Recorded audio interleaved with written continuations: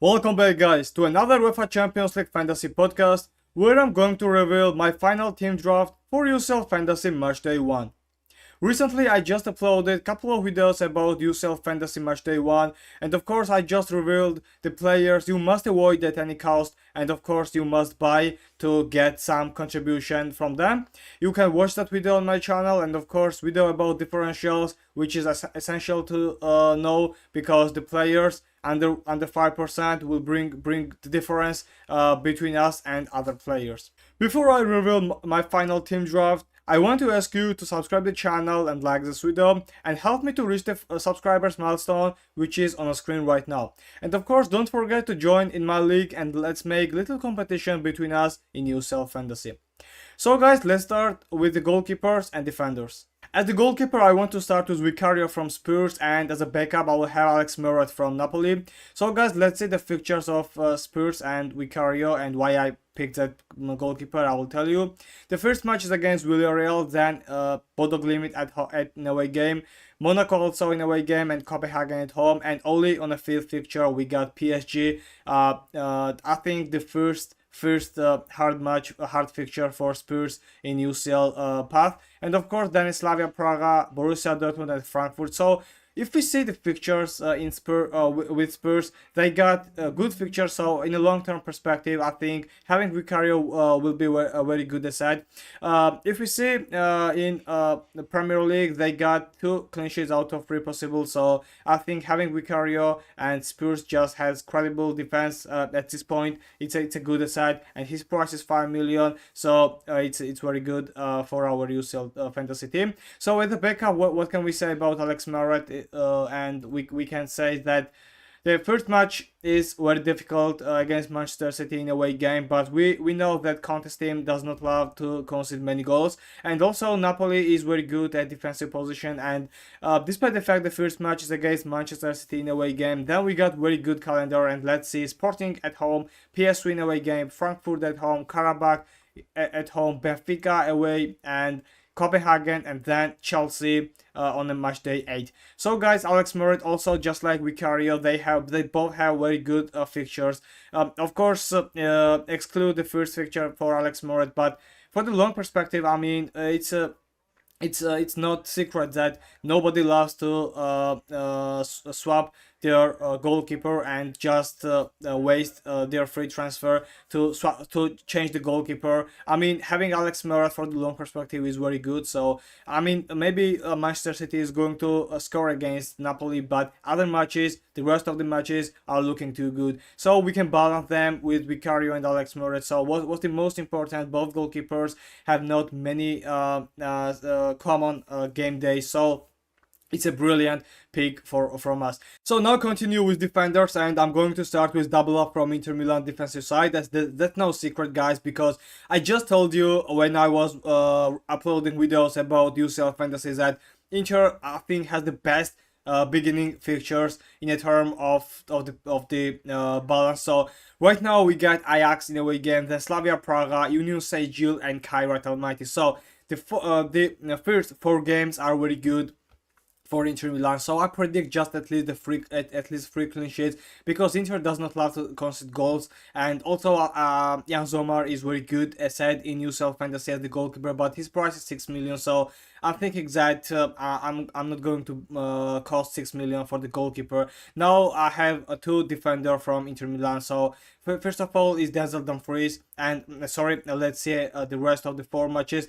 The first 4 matches are very good for Inter Milan, and I predict 12 points by that way. And we got then Atletico Madrid, Liverpool, Arsenal and Borussia Dortmund. So I think after match day 4 it will be suitable to have limitless or wildcard used during group stage. So guys, the first 4 matches are very good, so I predict at least 3 clean sheets. That automatically means I'm just advising you to have 2 Inter Milan defensive players. So first of all, we got Denzel Dumfries, who was very active recently in the last year. After Hakimi, I think he was most contributive defender between his position, and Denzel Dumfries is very good at also ball recoveries, and also he's active in attack, and already he scored goal in Serie A against Udinese. So what about Franco Acerbi? I just had better options, just like Bisek and Pavard, but Pavard is already transferred in Marseille, and that means he also will not available to play for Inter. And what about Bisek, who is just fragile and loves to get injuries, easily getting injured, and I mean Bisek is not wise to trust in Bisek. So while Franco Acerbi, despite his age, he just plays all the games during the season. Then we got Riccardo Calafiori from Arsenal, who started very well. So in Arsenal defensive side, you know that they don't love to concede many goals, and they also had huge efficiency at ball recoveries. And also Arsenal defensive side, when we look now, we got Saliba, whose price is 6 million. Then we got Gabriel, whose price is 5.5. Then Timber, whose price is 5, and then Riccardo Calafiori, the cheapest defender, I mean, from Arsenal, his price is 4.5. And now, guys, if you see, if you are watching Premier League and you play Premier League fantasy, Riccardo Calafiori and Timber, both of them are very good. I mean, Riccardo Calafiori's price is less than 0.5 million than Timber, but in a term of injuries, I mean, Timber is better because Calafiori easily gets injured. But I mean, and I hope that Riccardo Calafiori is not going to injured, and under 4.5 he's going to be great asset in our team. And also he's very efficiency because in the new formation, I mean, in Arsenal, Calafiori plays as a midfielder sometimes, and he loves to join in attack, and also he scored a goal during this new season. Then we got Hussein from Real Madrid, and the first match against Marseille, then Kairat, I mean, and then Juventus at home. I think in those matches Real Madrid is able to have a clean sheet, I guess. And also Hussein is very good in attack, and his price is 4.5 million, and also, he loves to score goal, he loves to take an assist, and then Hussein at ball recoveries, he is also very good. So having that kind of player is a huge asset in our team, and I mean, he will be picked by many UCL fantasy managers. And last one is Inacio, and I think he's going to be differential for our team because Sporting has the first match against Sporting has the first match against Kairat Almaty at home, then Napoli in away game, Marseille, Juventus, and Brugge. So on match day 6 we got Bayern. So I mean, during the 5 match days, I mean, we can predict, in my opinion, 2 or 3 clean sheets for Gonzalo Inacio, and he is also very good at in attack because he loves to take assists, grab assists, and he just made 2 of them in the new season. So Inacio, whose price is 4.5, even for the single match day, I mean match day 1, where it is very good asset. So guys, we just skipped many good defenders. I mean, Alexander-Arnold, Hakimi, also Araujo possibly, but I'll explain it. So in the term of Alexander-Arnold, he has not guaranteed the starting lineup, I guess, because Carvajal also wants to be in the starting lineup. I mean, against Marcel, Alexander-Arnold is going to play from the beginning, but if not an injury case, I think in against Almaty, Carvajal plays, and of course that's a huge blow for our team. So the next is Ronald Araujo also, but he is not in the best shape at this moment, and he does not start for Barcelona, and Eric Garcia is in a better shape. So if it continues like this, I think Christensen or Eric Garcia will be in pair with Kubarsi, and they are going to perform for Barcelona at the beginning at least. So guys, that's it. So guys, sorry, what about Hakimi and PSG? And they have huge problems in their team right now. In absence of Dembele and Doué, they will struggle, I think, against Atalanta, and of course against Barcelona in a away game. So that will be a huge blow for them, and I think PSG will concede goals just like they do in League One. And the defense is not in the best shape, and PSG also needs to grab their potential just like they did in last year. So guys, let's start with midfielders. In midfield, I'm going to start with double up from Barcelona. Lamine Yamal and Pedri are going to be in my team. In the last season, Rafinha, in the term of UCL fantasy efficiency, Rafinha was better, of course, and I think he was the best player in UCL in last year. But in this campaign, I predict that Lamine Yamal will take all the responsibilities on himself, and he is going to be the leader of Barcelona, and he will start scoring more crucial goals for Blaugrana in UCL. So guys, the beginning is of course very hard, because the match against Newcastle at St James Park in away game, and match against PSG at home. But I think Barcelona will be motivated, and Lamine will score goals in those matches, and they have a very good motivation to beat PSG at home, and of course they have motivation to start very well in the Champions League. So against Newcastle, I predict Lamine Yamal will be great, and he will shine in this year UCL. So guys, what about Pedri? And in the last year, I just did not recommend to pick Pedri. He was the best midfielder, I think, in last year. But in the term of efficiency and under those circumstances and the result, Pedri was not the best option in UCL fantasy. But this year, Pedri started scoring goals, and just like he did in the Spain national team, just like he did in La Liga, and Pedri already just I remember the season of Jude Bellingham when he was scoring goals. Pedri is the that kind of player, and that caliber just made me advise you to pick Pedri at this moment, because he started scoring goals. That's a very important one, and was the most important outside of the box, and also the ability of taking man of the match award is also increased. So guys, having that double up from Barcelona is very advised and must have, I think, in UCL fantasy. Next one is Olise from Bayern, and the first match, I know it's against Chelsea, but and it will be hard, of course, at home, even at home. But then it's Paphos in away game and Brugge at home, of course, continued by PSG in away game and Arsenal in away game. But to be honest, the full calendar is so balanced for Bayern, and the first match against Chelsea, they will be heavily favorites for me, and of course against Paphos and Brugge, they will be favorites. And who else but Olise, who loves scoring goals, and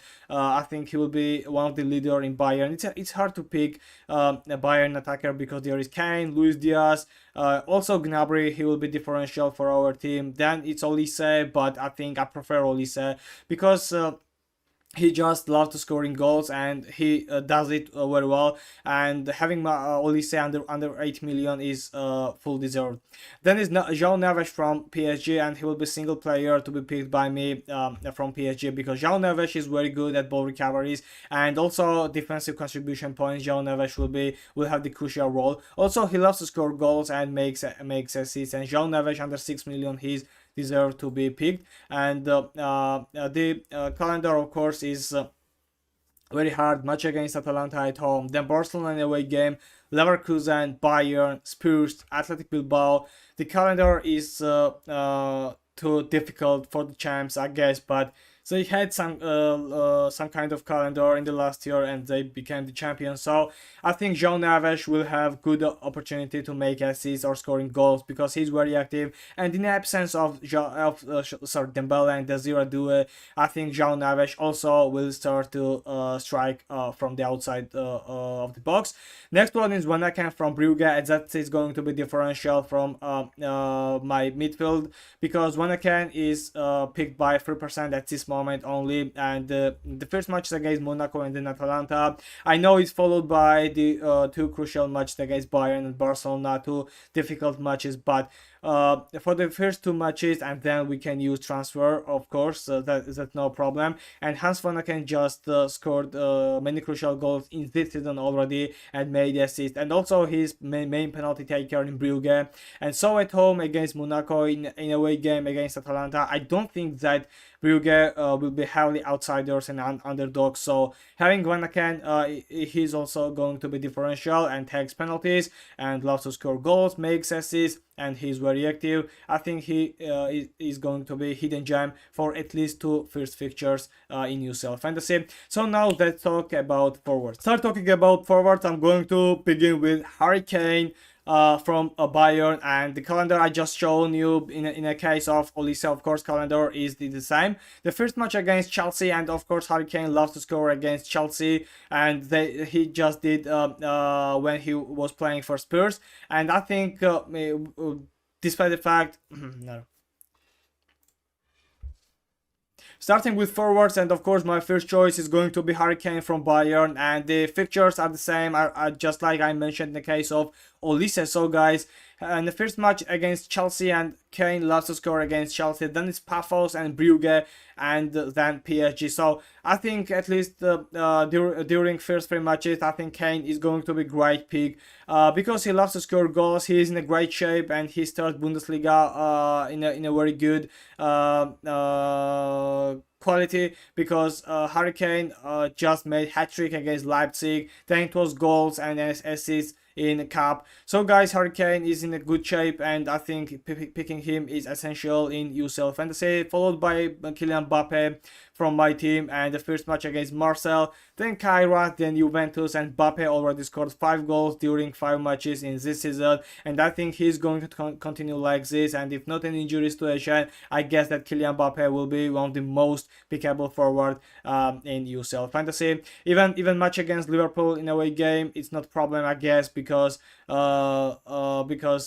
Liverpool just conceded many goals in this season, and who else but Mbappe has the ability to score goals against them. So I think in a long perspective, Mbappe will be good forward for our team. Just only one question mark is that if they beat easily Marseille, I think against Kairat Almaty there will be rotations, so there is the possibility that Mbappe is going to be out. I guess it's a question mark, just a prediction and a controversial one, so it's not official, of course.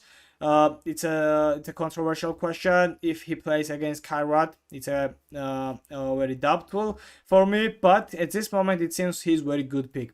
For the last forward spot, I have Lautaro Martinez for the same reason I just picked Acerbi and Dumfries. It's a fixtures, guys, and let's see again. The first match against Ajax and Slavia Praga, Union Saint-Gilles and Kairat, and the rest of the 4 matches are going to be hard for Inter Milan, I know, but the first 4 matches are very good. So who else but Lautaro Martinez has the ability to score many goals for Inter, and he is going to be leader, I think. Also, Marcus Thuram is in good shape, and we got tons of forwards who are in the best shape at this moment, but of course we are able to pick only 3. So guys, that's my final team draft for UCL Fantasy Matchday 1. If you like it, you can tell me in the comment section, or would you change anything else during team selecting process? Of course, you can share me your opinion down below. So guys, don't forget that first matchday 1 is divided on 3 days, and that means we are able to pick 3 captains. So in the term of captaincy, my preferences are going to be on a day 1 on Tuesday. It is Kylian Mbappe against Marseille. Then I have to decide between Harry Kane, Lautaro Martinez, and Olise, I think, and my favorite at this moment is Lautaro Martinez. And if they failed, we got Lamine Yamal on Tuesday, and I think Lamine will shine against Newcastle. So guys, my plan is like this. If someone is getting injured because we got matches on weekend, I think I will have to make changes. And if activation will be high, I'll have deadline stream on Tuesday, and of course I will make live team selection or just upload final team selection video. If I change anything else, of course I'm going to tell you. But at this moment my preference is to have the deadline stream on Tuesday, possibly 2 hours before deadline ends.